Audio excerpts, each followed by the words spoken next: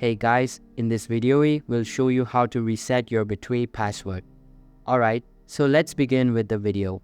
First of all, open your web browser. Then on the search bar, type in betway.com. Once you type it in, you'll get to this website. Now on this website, you'll have to log into your account. For that, it will ask you to enter your username and password. Since you don't know your password, click on this link where it says Forgot Login. Then a new window will open up.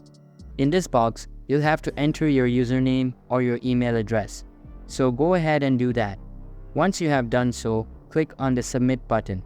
Now they will send you a confirmation mail in your email. So go ahead and check your Gmail. The email should look something like this. Once you receive similar email, you can click on this Reset Password button. Once you click on it, it will take you to another page where you can reset your password. So first of all, in this box, enter your new password. You can also check your password by clicking on this icon and then enter the same password on this box to confirm it. Be sure to enter the same password because if it doesn't match, you can change your password. Once you have done so, click on this Submit button and then your password will be reset successfully. So this is how you do it. Now you can log into your account using a new password. I hope this video was helpful. Thanks.